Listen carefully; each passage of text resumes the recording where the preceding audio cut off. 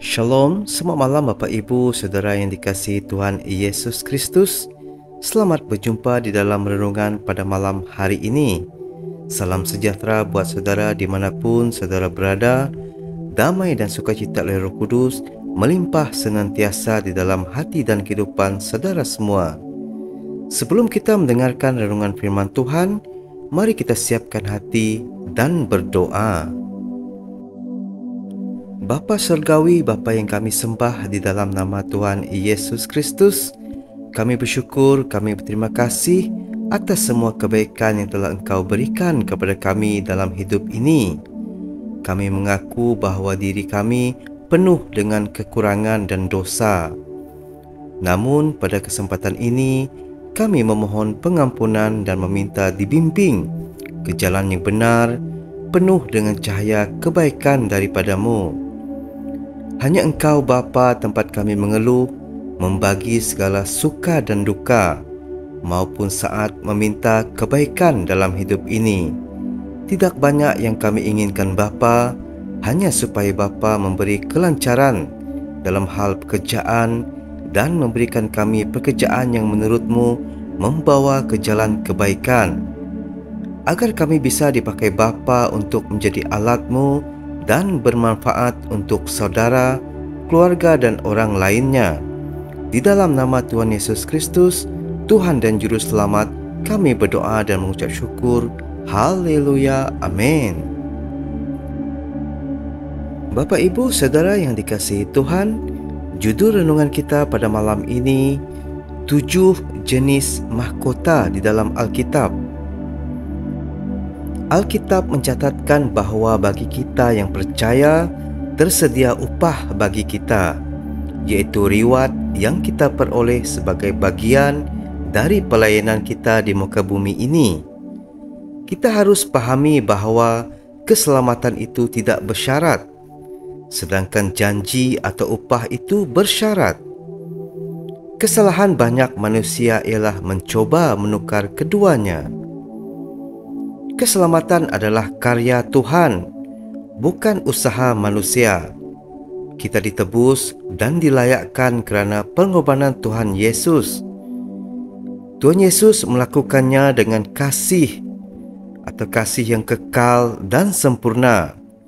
Sempurna yang artinya tidak bisa bertambah dengan perbuatan baik kita dan tidak berkurang saat jatuh dalam dosa. Kalau begitu, bolehkah berbuat dosa seterusnya? Tentu tidak, kerana anak-anak Tuhan yang sungguh-sungguh lahir baru pasti otomatis membenci dosa. Tidak ada yang lahir baru dan masih betah berbuat dosa. Di dalam Kristus kita adalah ciptaan baru. Tertulis di Injil 2 Korintus pasal yang ke-5 ayat yang ke-17. Jadi siapa yang ada di dalam Kristus, ia adalah ciptaan baru. Yang lama sudah berlalu, sesungguhnya yang baru sudah datang. Di Injil Galatia pasal yang ke-5 ayat yang ke-13, saudara-saudara, memang kamu telah dipanggil untuk merdeka, tetapi janganlah kamu mempergunakan kemerdekaan itu sebagai kesempatan untuk kehidupan dalam dosa, melainkan layanilah seorang akan yang lain oleh kasih. Di dalam 2 Korintus pasal yang ke-5 ayat yang ke-10, Alkitab menulis, sebab kita semua harus menghadap takhta pengadilan Kristus, supaya setiap orang yang memperoleh apa yang patut diterimanya sesuai dengan yang dilakukannya dalam hidupnya ini, baik ataupun jahat. Bapak Ibu Saudara yang dikasihi Tuhan, jika keselamatan diterima dengan cuma-cuma, tidak demikian dengan upah. Di 1 Korintus pasal yang ke-3 ayat ke-8 sampai ke-15, baik yang menanam maupun yang menyiram adalah sama, dan masing-masing akan menerima upahnya sesuai dengan pekerjaannya sendiri. Kerana kami adalah kawan sekerja Allah, kamu adalah ladang Allah, bangunan Allah. Sesuai dengan kasih karunia Allah yang dianugerahkan kepadaku, aku sebagai seorang ahli bangunan yang cakap telah meletakkan dasar dan orang lain membangun terus di atasnya. Tetapi tiap-tiap orang harus memperhatikan bagaimana ia harus membangun di atasnya. Karena tidak ada seorang pun yang dapat meletakkan dasar lain daripada dasar yang telah diletakkan, yaitu Yesus Kristus. Entahkah orang yang bangun di atas dasar ini dengan emas, perak, batu permata, kayu, rumput kering atau jerami, sekali kelak pekerjaan masing-masing orang akan nampak. Kerana hari Tuhan akan menyatakannya, sebab ia akan nampak dengan api, dan bagaimana pekerjaan masing-masing orang akan diuji oleh api itu. Jika pekerjaan yang dibangun seseorang tahan uji, ia akan mendapat upah. Jika pekerjaannya terbakar, ia akan menderita kerugian, tetapi ia sendiri akan diselamatkan, tetapi seperti dari dalam api. Bapa, Ibu, Saudara yang dikasihi Tuhan, konteks ayat itu tadi adalah tentang upah, bukan keselamatan. Pekerjaan kita di bumi sedikit pun tidak menambah kekekalan kasih karunia Allah dalam Yesus Kristus. Pelayanan kita hanya menentukan upah yang kita akan terima. Namun demikian, kita tidak boleh berkata bahawa tidak penting mahkota asalkan sudah masuk surga. Perlu saya tekankan bahawa mereka yang lahir baru memiliki benih ilahi dari Tuhan yang membuat ia selalu bergelora untuk melakukan sesuatu bagi Tuhan. Bukan kerana kewajiban, tetapi justru kerana mengerti akan kasih Tuhan yang besar. Dengan demikian, pekerjaan pelayanan itu dilakukan atas dasar ucapan syukur sebab Tuhan telah melayani kita terlebih dahulu. Bapa, Ibu, Saudara yang dikasihi Tuhan, berikut adalah 7 mahkota yang tertulis di dalam Alkitab. Yang pertama, mahkota kehidupan. Di Injil Yakobus pasal yang pertama ayat yang ke-12, berbahagialah orang yang bertahan dalam pencobaan, sebab apabila ia sudah tahan uji, ia akan menerima mahkota kehidupan yang dijanjikan Allah kepada barang siapa yang mengasihi Dia. Semua orang-orang percaya memiliki hidup yang kekal. Di Injil Yohanes pasal ketiga ayat yang ke-15 sampai ke-16, supaya setiap orang yang percaya kepadanya beroleh hidup yang kekal. Kerana begitu besar kasih Allah akan dunia ini, sehingga ia telah mengurniakan anaknya yang tunggal, supaya setiap orang yang percaya kepadanya tidak binasa, melainkan beroleh hidup yang kekal. Tapi tidak semua orang percaya akan diberi upah mahkota kehidupan. Mahkota ini akan diberikan kepada mereka yang setia sampai mati. Di Injil Wahyu pasal yang kedua ayat yang ke-10, jangan takut terhadap apa yang harus engkau derita. Sesungguhnya iblis akan melemparkan beberapa orang dari antaramu ke dalam penjara supaya kamu dicobai, dan kamu akan beroleh kesusahan selama 10 hari. Hendaklah engkau setia sampai mati, dan aku akan mengaruniakan kepadamu mahkota kehidupan. Untuk menerima mahkota kehidupan, seseorang percaya harus mengasihi Tuhan lebih dari hidupnya sendiri dan setia dalam menghadapi ujian hidup dengan sukacita. Yang kedua, mahkota abadi untuk pertarungan dan perlawanan. Di Injil 1 Korintus pasal yang ke-9 ayat yang ke-24 sampai ke-27, tidak tahukah kamu bahawa dalam gelanggang pertandingan semua peserta turut berlari, tetapi bahawa hanya satu orang saja yang mendapat hadiah? Kerana itu, larilah begitu rupa sehingga kamu memperolehnya. Tiap-tiap orang yang turut mengambil bagian dalam pertandingan menguasai dirinya dalam segala hal. Mereka berbuat demikian untuk memperoleh suatu mahkota yang fana, tapi kita untuk memperoleh suatu mahkota yang abadi. Sebab itu aku tidak berlari tanpa tujuan, dan aku bukan petinju yang sembarangan saja memukul, tetapi aku melatih tubuhku dan menguasai seluruhnya, supaya sesudah memberitakan Injil kepada orang lain, jangan aku sendiri ditolak. Penulis kitab Ibrani mengatakan bahawa kita harus menghadapi sebuah perlombaan yang ada di depan kita. Perlombaan inilah yang Rasul Paulus maksudkan sebagai pertandingan iman. Jangan hanya puas menjadi penonton rohani, terlibatlah dalam pertandingan. Rasul Paulus menggambarkan bahawa setiap orang percaya itu seperti seorang atlet. Atlet tentunya adalah mereka yang sungguh-sungguh memusatkan perhatian untuk menjaga dirinya terhadap semua hal yang bisa menghambatnya untuk maju. Jika anda rindu mengenakan mahkota ini, mari menjaga hidup kita dari semua keinginan dunia yang semakin kuat berjuang di akhir zaman ini. Dengan arti kata lain, kita harus lebih banyak menyangkal diri. Yang ketiga, mahkota sukacita dan kemegahan kerana memenangkan jiwa.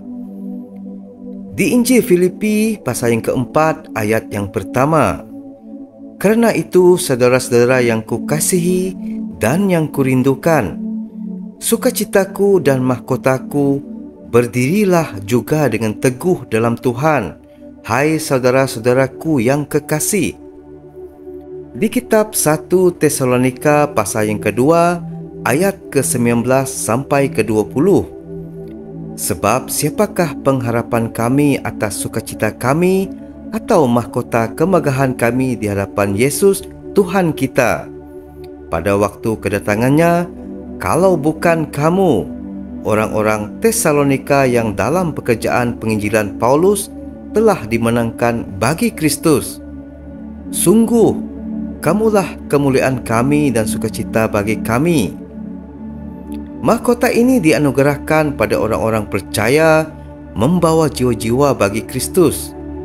Tidak ada sukacita yang lebih besar saat melihat orang lain bisa percaya kepada Yesus. Kita bisa memulai hal ini dengan menjadi saksi-saksi lewat perubahan hidup kita. Yang keempat, mahkota kebenaran untuk memberitakan firman. Di Injil 2 Timotius pasal yang keempat ayat pertama sampai ke-8, "Di hadapan Allah dan Kristus Yesus yang akan menghakimi orang yang hidup dan yang mati, aku berpesan dengan sungguh-sungguh kepadamu, demi pernyataannya dan demi kerajaannya, beritakanlah firman, siap sedialah baik atau tidak baik waktunya.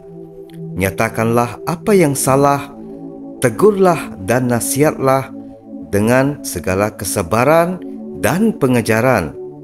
Kerana akan datang waktunya, orang tidak dapat lagi menerima ajaran sehat, tetapi mereka akan mengumpulkan guru-guru menurut kehendaknya untuk memuaskan keinginan telinganya. Mereka akan memalingkan telinganya dari kebenaran dan membukanya bagi dongeng. Tetapi kuasailah dirimu dalam segala hal, sabarlah menderita, lakukanlah pekerjaan pemberita Injil dan tunaikanlah tugas pelayananmu. Mengenai diriku, darahku sudah mulai dicurahkan sebagai persembahan dan saat kematianku sudah dekat. Aku telah mengakhiri pertandingan yang baik, aku telah mencapai garis akhir dan aku telah memelihara iman. Sekarang telah tersedia bagiku mahkota kebenaran yang akan dikaruniakan kepadaku oleh Tuhan, Hakim yang adil pada harinya, tetapi bukan hanya kepadaku, melainkan juga kepada semua orang yang merindukan kedatangannya. Pembenaran adalah pekerjaan Kristus. Kita dibenarkan oleh darahnya. Dengan demikian, mahkota kebenaran akan menjadi bagian mereka yang merindukan kedatangannya. Saya sangat percaya bahawa bagi mereka yang cenderung menanti-nantikan kedatangan Tuhan, setidaknya banyak fokus yang akan berubah. Berita kedatangannya akan mengubah susunan prioritas kita dalam banyak hal, termasuk menggunakan waktu, tenaga dan uang kita. Yang kelima, mahkota kemuliaan untuk mereka yang mengembalakan kawanan. Di Injil 1 Petrus pasal yang kelima ayat yang pertama sampai keempat, aku menasihatkan para penatua di antara kamu, aku sebagai teman penatua dan saksi penderitaan Kristus, yang juga akan mendapat bagian dalam kemuliaan yang akan dinyatakan kelak. Gembalakanlah kawanan domba Allah yang ada padamu, jangan dengan paksa, tetapi dengan sukarela sesuai dengan kehendak Allah, dan jangan kerana mau mencari keuntungan, tetapi dengan pengabdian diri. Janganlah kamu berbuat seolah-olah kamu mau memerintah atas mereka yang dipercayakan kepadamu, tetapi hendaklah kamu menjadi teladan bagi kawanan domba itu. Maka kamu, apabila Gembala Agung datang, kamu akan menerima mahkota kemuliaan yang tidak dapat layu. Mahkota ini adalah mahkota yang dianugerahkan kepada mereka yang mengembalakan, terlepas dari status organisasi gereja. Tidak perlu menjadi gembala untuk mengembalakan. Kita bisa memulai dengan cara melakukan mentoring ataupun pemuridan. Yang keenam, mahkota bagi pemenang kerana percaya kepada Tuhan. Di kitab Wahyu pasal yang ketiga ayat ke-10 sampai ke-11, kerana engkau menuruti firman-Ku untuk tekun menantikan Aku, maka Aku pun akan melindungi engkau dari hari pencobaan yang akan datang atas seluruh dunia untuk mencobai mereka yang diam di bumi. Aku datang segera, peganglah apa yang ada padamu, supaya tidak seorang pun mengambil mahkotamu. Bagi seorang pemenang dijanjikan sebuah mahkota, jika ia memegang dengan erat apa yang telah diberikan padanya oleh Allah. Adalah mungkin untuk kehilangan mahkota kemenangan anda, yang seharusnya diberikan pada anda, diberikan untuk orang lain. Yang terakhir, yaitu yang ketujuh, mahkota kesetiaan. Di kitab Wahyu pasal yang kedua ayat yang ke-10, jangan takut terhadap apa yang harus engkau derita.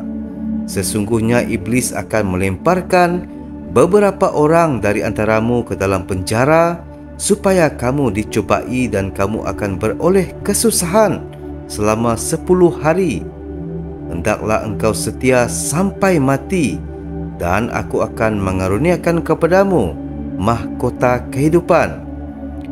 Mereka yang memiliki kehormatan tinggi untuk memberi kehidupan mereka sebagai seorang martir menerima mahkota ini.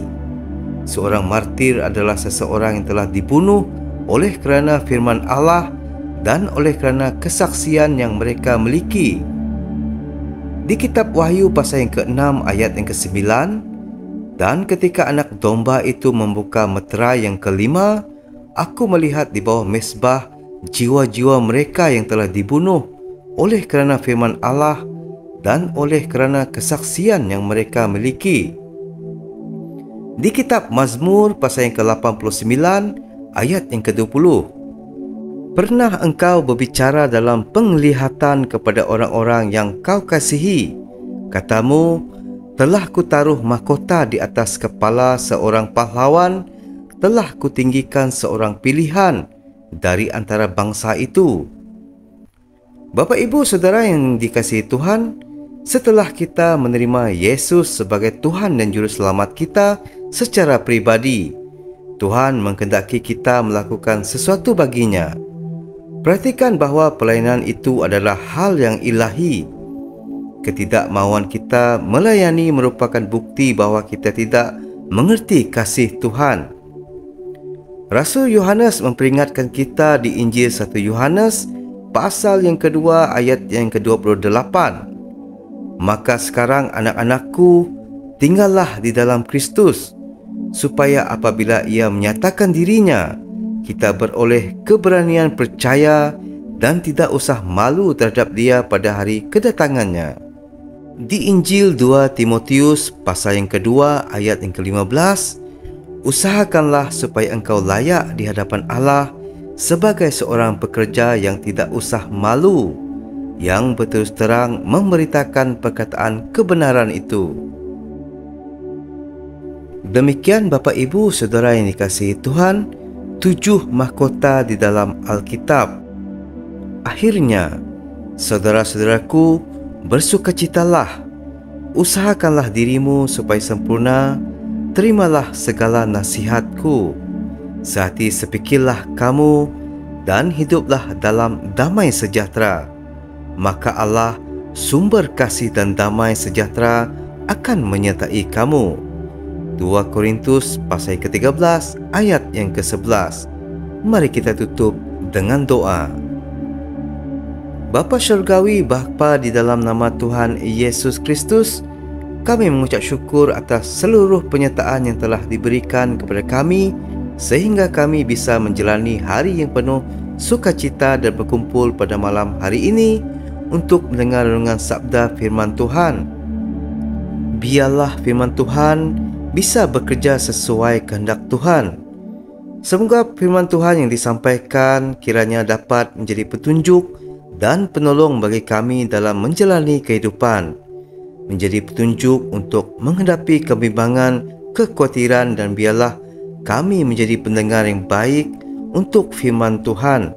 Terima kasih Bapa, hanya dalam nama-Mu kami menyembah dan mengucap syukur. Haleluya, amin.